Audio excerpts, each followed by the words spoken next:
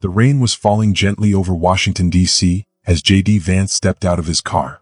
There were no flashing lights, no big security team around him, just J.D. in a worn-out hoodie and jeans. He looked like any ordinary person walking down the street. J.D. Vance was the Vice President of the United States. But tonight he wanted to do something different. No security, no special treatment, just a quiet meal alone like a regular person. He walked into a restaurant called Liberty Diner. It was a place where many people had different political beliefs than him, but that didn't matter. He wasn't there to talk about politics. He just wanted some food. The restaurant smelled like sizzling burgers and fresh coffee. People sat at their tables talking and laughing. Nobody paid attention to J.D. He liked it that way. He found a table in the corner and ordered a simple meal, steak and fries. Then he waited. 10 minutes passed. 20 minutes passed. Then 40 minutes. J.D. noticed the waitress walking by his table again and again. She served other people, refilled drinks, and smiled at customers. But she never stopped at his table. His stomach growled. He knew this wasn't an accident. He was being ignored. J.D. felt something deep inside, not anger but sadness. How many people had felt this same way before? Ignored. Looked down on. Treated as if they didn't matter. Finally, J.D. decided to ask about his food. He stood up and walked to the front counter where the head waitress was standing. She was busy tapping on the register. "Excuse me, ma'am," J.D. said politely. "I ordered my food almost an hour ago. Could you check on it?" The waitress barely looked up. She sighed loudly, looking annoyed. "Yeah, we're busy," she said, then kept tapping on the register. J.D. studied her face. She had no idea who he was. To her, he was just another unimportant customer. "I understand you're busy," J.D. said patiently, "but other people who came after me already got their food." The waitress rolled her eyes. "Look, sir, maybe you should try eating somewhere else if you're in a hurry." Before J.D. could respond, another voice interrupted. "Hey, what's the problem here?" J.D. turned and saw a man in a clean shirt and apron. It was the restaurant manager. The manager's eyes scanned J.D. from head to toe. His gaze lingered on J.D.'s worn-out hoodie and unshaven face. "No problem," J.D. said calmly.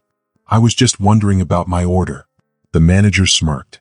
"We don't serve people like—" He stopped himself, then shook his head. "You need to leave." J.D. blinked. "Excuse me?" "You're bothering my staff," the manager said sharply. Then he turned to two security guards standing near the entrance. "Get him out." The guards walked over and grabbed J.D.'s arms. The Vice President of the United States was about to be thrown out of a restaurant, and nobody knew. J.D. didn't fight back. He didn't yell or argue. He simply let them push him toward the door. The cold night air hit his face as the heavy door slammed shut behind him. For a moment, J.D. just stood there, breathing. He wasn't angry. He wasn't embarrassed. He was heartbroken. Not for himself, but for all the people who go through this every day. How many people are treated unfairly because of the way they look? How many are ignored because they seem unimportant? J.D. pulled out his phone and stared at the screen. Then he made a call. The phone rang twice before someone answered. "Sir?" It was Agent Mateo, the head of J.D.'s security team. "Get here now," J.D. said, his voice calm but firm. "Do you need assistance, sir?" "No," J.D. said. He looked up at the restaurant's glowing sign. "I need witnesses." There was a pause. Then, "Understood. We're on our way." J.D. hung up and took a deep breath. Inside the restaurant, people were still eating, laughing, and talking. They had no idea what had just happened. But that was about to change. And J.D. wasn't going to fix this with anger. He had a better plan. 15 minutes later, several black SUVs pulled up in front of the restaurant. The doors opened and a team of men in black suits stepped out. Their earpieces glinted under the streetlights. Inside the restaurant, people turned their heads. Conversation stopped. The room went silent. The head waitress, the one who had ignored J.D., froze. Her eyes widened. The manager, still busy at the counter, didn't notice at first. Then one of the agents opened the restaurant door and cold air rushed inside.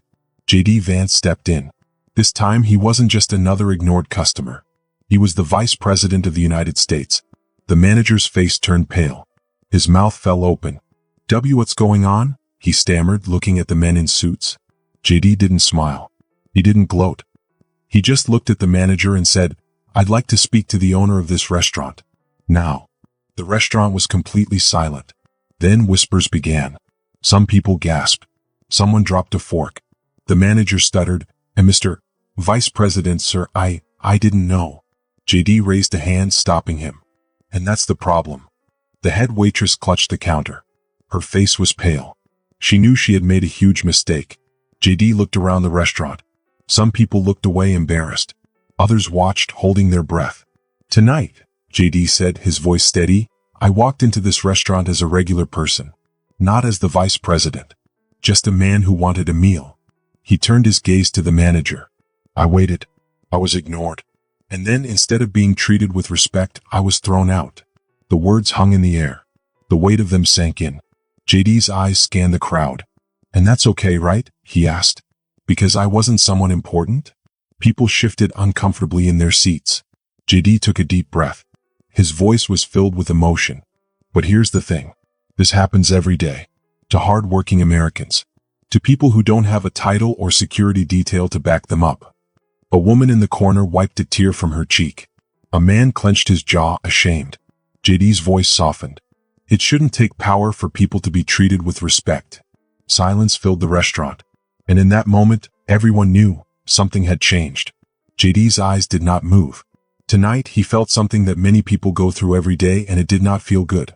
The restaurant manager looked scared. JD took a deep breath, then pulled out his phone. What happened next would shock the whole country.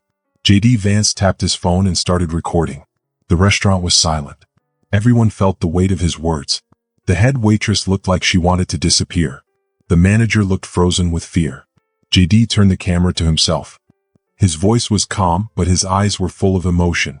Tonight, I came into this restaurant like a normal person. I wore regular clothes. I sat down quietly and ordered food. I waited and waited while others got their food before me. When I asked why, I was ignored. When I asked again, they threw me out. He turned the camera to show the restaurant and the people inside. But this is not just about me, JD said, his voice strong. This is about the many Americans who go through this every day. People who don't wear fancy clothes. People who are not rich or important. Hardworking people who just want to be treated with respect. His thumb hovered over the post button. Then he pressed it. The video was live. The world was about to see what happened here tonight. The impact would be huge. In just minutes, JD Vance's video spread everywhere. In the White House, President Donald Trump was in a late-night meeting when his phone buzzed. He looked at the screen and frowned. JD's video was going viral. Across America, people watched in shock as the vice president, dressed like a regular person, was treated badly, ignored, and thrown out of a restaurant just because no one knew who he was. News stations stopped their regular shows to talk about it.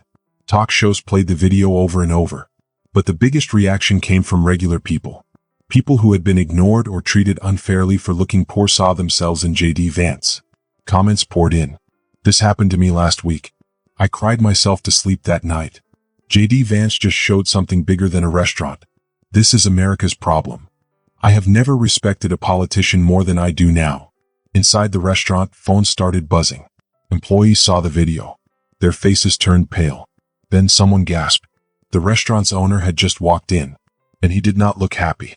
The owner of Liberty Diner was a tall, older man with gray hair.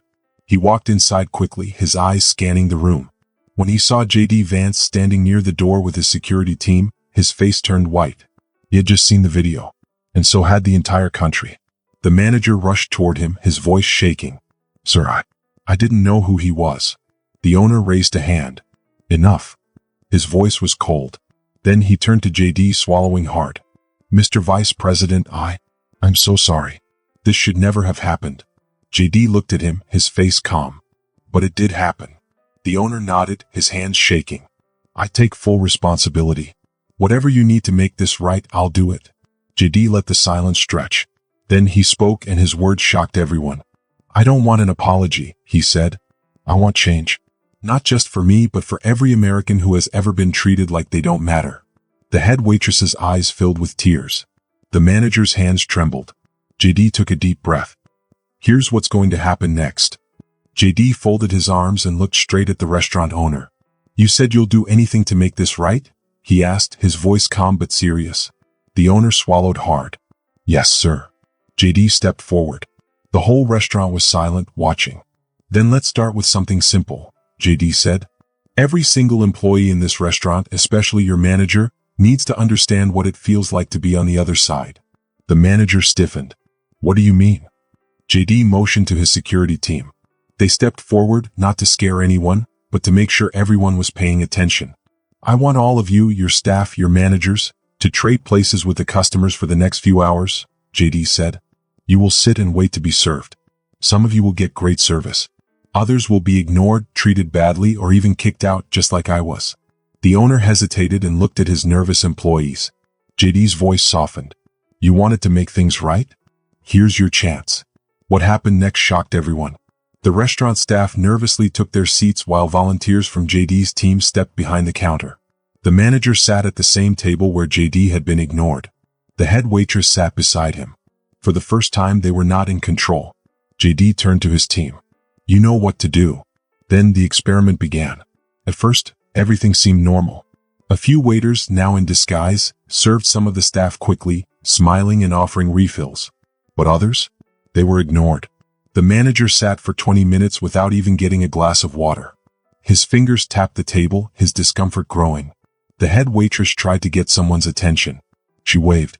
She cleared her throat. Nobody came. JD sat back watching.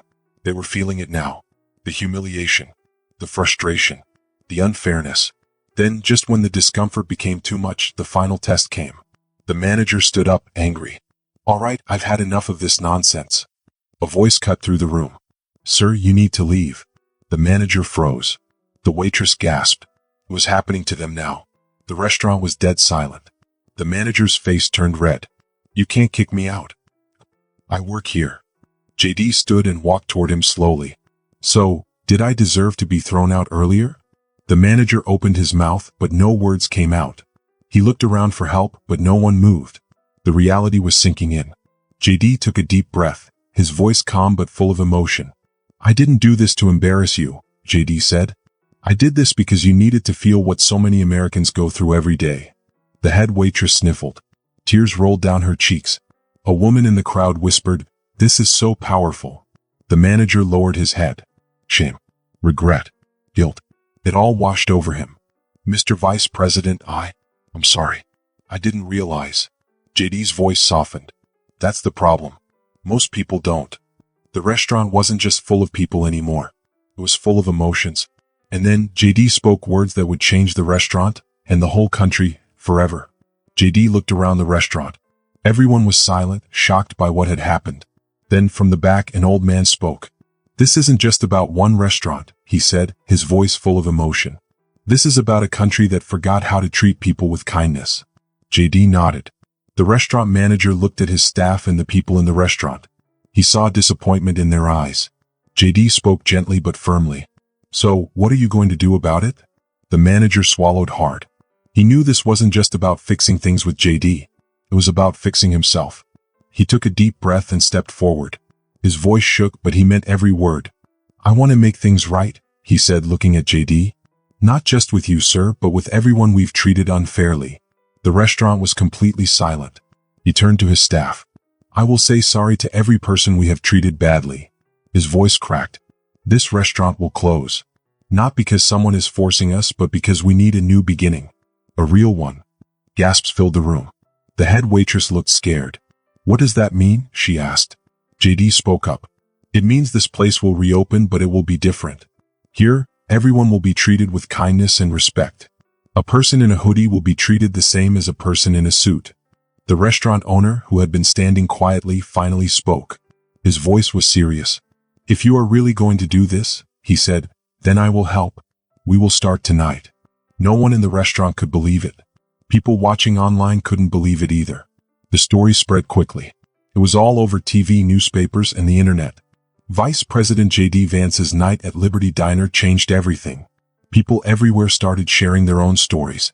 They talked about times they had been treated unfairly, just because of how they looked or spoke. Then something amazing happened. Other restaurants, businesses, and even government offices started paying attention. J.D. Vance had not just shown the truth about one restaurant, he had started something much bigger. A week later, the restaurant opened again with a new name, The American Table. J.D. came back on opening night. This time, everyone welcomed him warmly. The same manager who had thrown him out greeted him at the door, but now he was different. He wasn't just saying sorry. He was a man who had learned a lesson about kindness. J.D. sat down at his table. The same waitress who had ignored him before came over. She was nervous. Her hands shook as she placed his meal in front of him. "Sir," she whispered, her eyes full of tears. I just want to say I'm sorry. Sorry for how I treated you. And for how I treated others before." JD looked at her with kindness. He could see that she truly meant it. "I appreciate that," JD said softly. "But the best way to say sorry is to be better from now on." The manager, the same man who had once ordered security to throw JD out, now stood in front of him, shaking. I don't have the right words," the manager said, his voice breaking. "What you did tonight, it changed me. It changed all of us." JD nodded. That was the goal all along. This wasn't about punishment. It was about learning. But the biggest moment was still coming. It would shock the whole country. As JD took a bite of his meal, his phone rang. It was President Donald Trump. JD wiped his mouth and answered. "Mr. President?" Trump's deep voice came through the phone. "JD, I saw the video. America saw the video." JD looked around the restaurant. People were sitting together, laughing, talking, understanding each other. "What happened tonight wasn't just about one restaurant," JD said. "It was a lesson for our whole country." Trump's voice was serious but filled with emotion. "I want you to come to the White House tomorrow. We need to speak to the country together." JD took a deep breath. "Yes, sir." He felt the weight of the moment. He had walked into this restaurant as a nobody. He had been ignored, mistreated, and thrown out. But now he was walking out knowing he had changed something much bigger than himself. And tomorrow the whole world would hear the message. The next day, JD Vance sat beside President Trump in the White House.